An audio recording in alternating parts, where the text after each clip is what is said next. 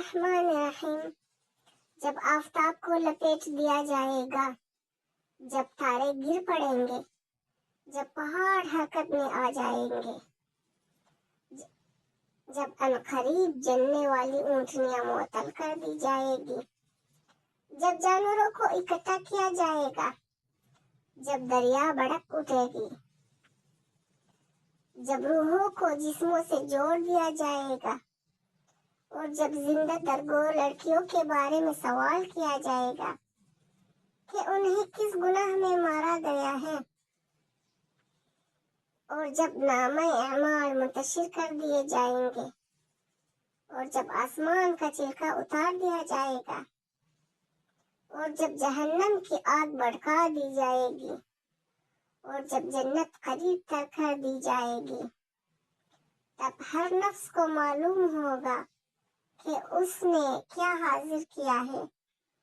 تو میں ان ستاروں کی قسم کھاتا ہوں جو پلٹ جانے والے ہیں، چلنے والے روح چھپ جانے والے ہیں، اور رات کی قسم جب ختم ہونے کو آئے، اور صبح کی قسم جب سانس لینے لگے۔ بے شک یہ ایک معزز فرشتے کا بیان ہے۔ وہ صاحب قوت ہے اور صاحب عرش کی بارگاہ کا مکین ہے۔ وہ وہاں قابل اطاعت اور پھر امانت دار ہے۔ اور تمہارا ساتھی پیغمبر دیوانہ نہیں ہے، اور اس نے فرشتے کو بلند افق پر دیکھا ہے، اور وہ غیب کے بارے میں بخیل نہیں ہے۔ اور یہ قرآن کسی شیطان رجیم کا قول نہیں ہے۔ تو تم کدھر چلے جا رہے ہو؟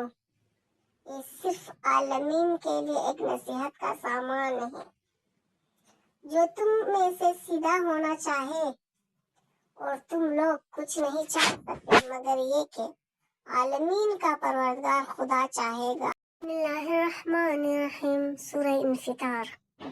جب آسمان شگافتہ ہو جائے گا، اور جب ستارے بکھر جائیں گے، اور جب دریا بہہ کر ایک دوسرے سے مل جائیں گے، اور جب قبروں کو ابار دیا جائے گا، تب ہر نفس کو معلوم ہوگا کہ کیا مقدم کیا مؤخر ہے۔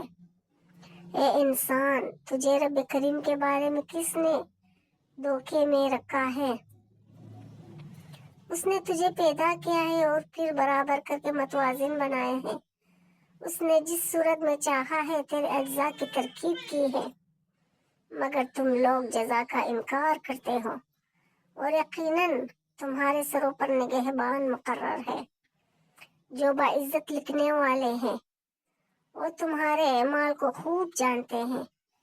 بے شک نیک لوگوں نعمتوں میں ہوں گے، اور بدکار افراد جہنم میں ہوں گے۔ وہ روز جزا اسی میں جھونک دیے جائیں گے، اور وہ اس سے بچ کر نہ جا سکیں گے۔ اور تم کیا جانو کہ جزا کا دن کیا شے ہے؟